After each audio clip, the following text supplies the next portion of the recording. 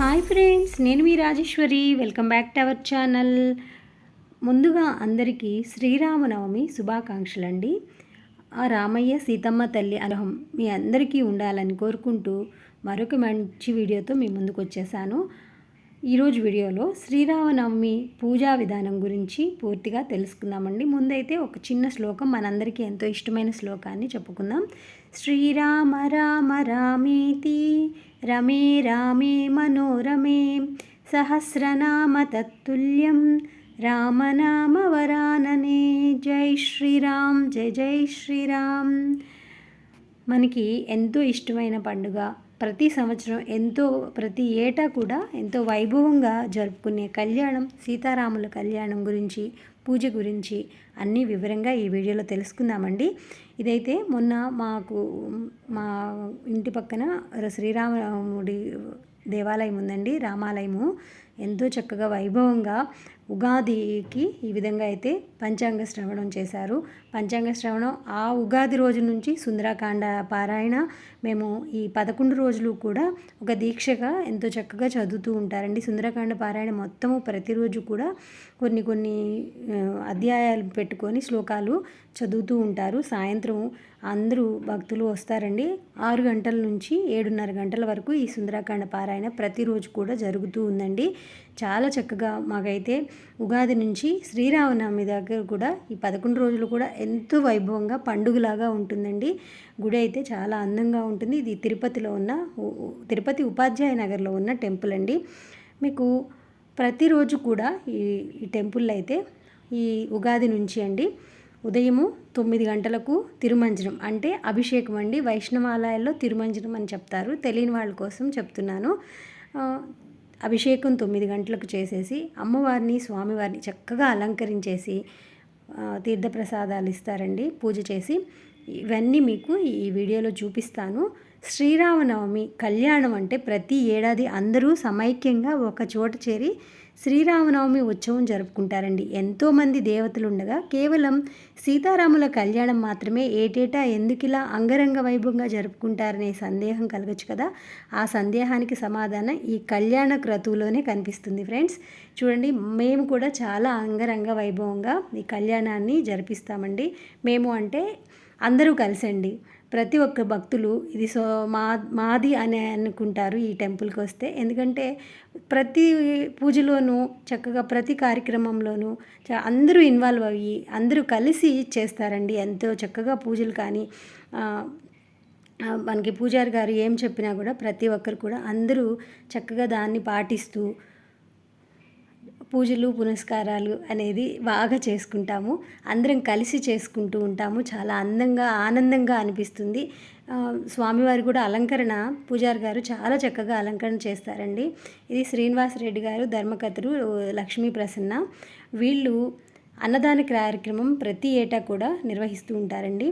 మనకి తిరుపతిలో లీలామహల్ సర్కిల్ అని వస్తుందండి. ఆ లీలామహల్ సర్కిల్ దగ్గర నుంచి ఉపాధ్యాయ నగరు 11th క్రాస్లో ఉంటుంది ఈ గుడి. 5 కిలోమీటర్స్ వరకు మొత్తం లైట్లు పెట్టి చక్కగా ఫ్లెక్సీలు పెట్టి ఏ రోజు ఏ కార్యక్రమాలు ఉంటాయి అనేవి అన్ని ఫ్లెక్సీలో రాసి 27వ తారీఖు కళ్యాణం, ఆ తర్వాత కళ్యాణం తర్వాత అన్నప్రసాదం, వచ్చిన ప్రతి ఒక్క భక్తులకు అన్నప్రసాదం అయితే ఉంటుందండి. ఈ అన్నప్రసాద వితరణ చాలా చక్కగా చేపిస్తూ ఉంటారు. ప్రతి ఏటు కూడా ఎంతో అంగరంగ వైభవంగా ఉంటుందండి. ఇదిగోండి, ఒకటే రోడ్డు మీకు అందంగా లైట్స్తో చక్కగా అందంగా తీర్చిదిద్దబడుతుందండి. మాకు చేతనైన అంతలో చాలామంది అందరూ కలిసి చక్కగా పూజలు అయితే జరిపిస్తూ ఉంటారండి. ఇక్కడ మనకి సీతారాముల కళ్యాణం అనేది కేవలం ఒక పౌరాణిక ఘట్టం మాత్రమే కాదండి, అది లోక కళ్యాణం కోసం జరిగే పవిత్ర సంకల్పం.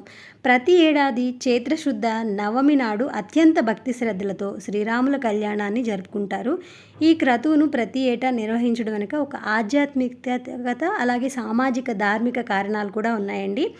రామాయణం పరమార్థం ప్రకారం రాముడు ధర్మానికి నిలువెత్తు విగ్రహ రూపమండి. రామో విగ్రవాన్ ధర్మః, సీతాదేవి సాక్షాత్తు లక్ష్మీ స్వరూపం. ఆ ఇద్దరి కలయిక ప్రకృతి పురుషుల కలయిక. రావణ సంహారం వంటి లోక కళ్యాణ కార్యాలు జరగటానికి సీతారాముల వివాహం ఒక ప్రధాన కారణం. అందుకే ఈ కళ్యాణం చూడటం వల్ల లోకంలోని అశాంతి నశించి సుభిక్షం కలుగుతుందని నమ్మకం. ఈ కారణంతోనే సీతారాముల కళ్యాణాన్ని లోక కళ్యాణకారకం అంటారండి. ఇదిగోండి చూడండి, ప్రతిరోజు కూడా ఈ విధంగా ఉగాది నుండి ఉదయం 9 గంటలకు స్వామివారికి తిరుమంజనం చేస్తారు. పాలతోనూ పెరుగుతోనూ, అలా తర్వాత కొబ్బరి బొండం నీళ్ళు, పసుపు, అలాగే చందనం, ఇట్లా చక్కగా తులసి మాలలను వేసి స్వామివారికి తిరుమంజనం అయిన తర్వాత హారతి ఇచ్చి చక్కగా స్వామివారిని మరలా ఒకసారి తిరుమంజనం అయిన తర్వాత అలంకరించి ప్రతి ఒక్కరి గోత్రనామాలు చెప్పించి పూజ అయితే నిర్వహించిన తర్వాత ప్రసాదాలు కూడా ఉదయం సాయంత్రం పెడుతూ ఉంటారండి. ఇక కళ్యాణం అయితే శ్రీరామనవమి కళ్యాణం 27వ తారీఖు 9 గంటలకు స్టార్ట్ చేసేస్తారండి. ఇక్కడ 9 నుంచి 11-11:30 గంటల లోపు కళ్యాణం పూర్తవుతుంది. ఆ తర్వాత తరంబ్రాలు, దారాలు కూడా ఇస్తారండి. పసుపు దారాలు వచ్చిన భక్తులందరికీ పంచుతారు. అన్నప్రసాదన అయిన తర్వాత సాయంత్రం ఊరేగింపు ఉంటుందండి. చక్కగా రాముల వారిని గుడి దగ్గర నుంచి 11th క్రాస్ నుంచి మన రోడ్డు చివరి వరకు బాగా అందరూ చాలామంది భక్తులతో హనుమంత వాహనం పైన స్వామివారు ఊరేగింపు ఉంటుంది. తర్వాత రోజు స్వామివారికి పట్టాభిషేకం కూడా చేస్తూ ఉంటారండి. మనకి ఈ గుడి ఏ విధంగా అయితే చక్కగా అలంకరించారో మన ఇంటిని కూడా శ్రీరామనవమి రోజు ఇంటిని తెల్లవారుజామునే గురువారం ఉదయమే మొత్తం క్లీన్ చేసేసుకోండి. మనకి ఈ నవమి తిథి అనేది గురువారం 10:30 గంటల నుంచే స్టార్ట్ అయిపోయిందండి. 10:30 నుంచి తర్వాత 27వ తారీఖు 11 గంటల వరకు ఉంది. 26వ తారీఖు పూర్తిగా ఉంది. కానీ మనకి తెల్లవారుజామున ఏ నక్షత్రం అయితే ఉంటుందో ఆ నక్షత్రాన్ని ఆ రోజంతా పరిగణనలోకి వస్తుంది. మీరు ఎవరన్నా ఆడవాళ్ళు డేట్ వస్తుంది, మేము 27వ తారీఖు చేసుకోలేము అనుకున్నవాడు చక్కగా 26వ తారీఖే మధ్యాహ్నం నుంచి పూజ మొదలు పెట్టుకోండి. ఆ రోజు చక్కగా స్వామివారికి ఇట్లా తిరుమంజనం, మీరు కూడా చిన్న విగ్రహాలు ఏమన్నా ఉంటే, రాముల వారి విగ్రహమే కాదండి, విష్ణుమూర్తి విగ్రహం ఏదైనా సరే లేదా ఫోటో ఉంటే చక్కగా ఫోటోని కూడా శుభ్రం చేసుకొని కుంకుమ బొట్టు పసుపు పెట్టుకొని చక్కగా స్వామివారికి పూల మాల ఒకటి వేసి ఆయన స్తోత్ర శతనామావళి చదువుకొని మీరు చక్కగా కొబ్బరికాయ కొట్టుకొని స్వామివారి ప్రసాదం పెద్దగా ఏమీ లేదండి. చూడండి ఫ్రెండ్స్, ఇక్కడ ఇట్లా తిరుమంజనం చేసేటప్పుడు వేద పండితులతో చక్కగా పారాయణలు చేస్తూ ఉంటారండి. మంచిగా నామస్మరణలు చేసుకుంటూ భక్తులు కూడా చాలా ప్రశాంతంగా దేవుడికి ఉదయం సాయంత్రం ఏవైతే ప్రోగ్రాంలు ఉంటాయో వాటన్నిటిలోనూ పాల్గొంటూ ఉంటారు. మీరు కూడా ఒకసారి వినండి.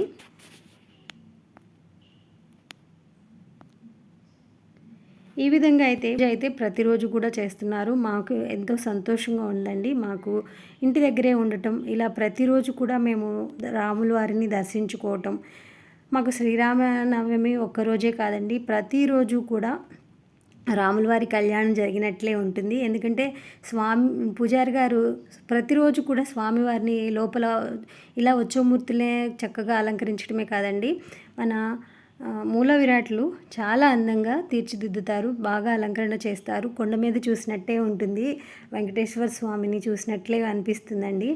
మీరు చక్కగా ఆ రోజు వడపప్పు పానకం ప్రసాదంగా పెట్టుకోండి. ప్రశాంతంగా శ్రీరామ శ్రీరామ శ్రీరామ అనే నామాన్ని జపిస్తూ ఉండండి. ఒకసారి వినండి. శ్రీ సూక్తం ఇలాంటివన్నీ చెప్తూ ఉంటారండి. గాయత్రి మంత్రంతో తిరుమంజనం అయితే పూర్తి చేస్తారు.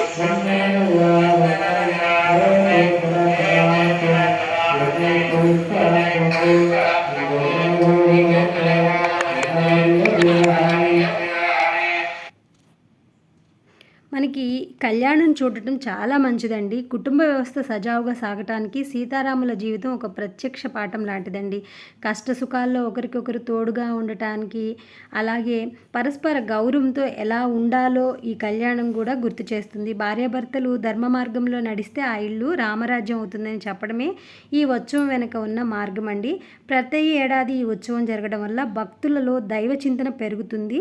మనిషి తన అవిశ్రాంత జీవితంలో ఆధ్యాత్మికతను మర్చిపోకుండా ఉండటానికి ఇటువంటి పండుగలు బాగా ఉపకరిస్తాయండి. కనుక మనకి కళ్యాణం చూడటం చాలా మంచిది.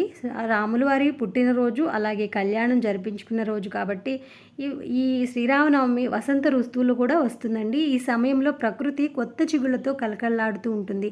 ఇలా కలకల్లాడే ప్రకృతిని ఆరాధిస్తే మానవ సమాజం అన్ని కోణాల నుంచి శాంతి పొందుతుంది. అదే విశ్వశాంతికి సోపానం అవుతుంది. అలాగే ఆధ్యాత్మిక పరంగా చూస్తే ప్రకృతి పరమాత్మ లేదా పురుషుడుతో కలిసి ఈ కళ్యాణ సమయాన్ని పురుషులు స్త్రీలు అందరూ కలిసి ఈ సమయంలో కళ్యాణం చేయటం శుభప్రదమండి.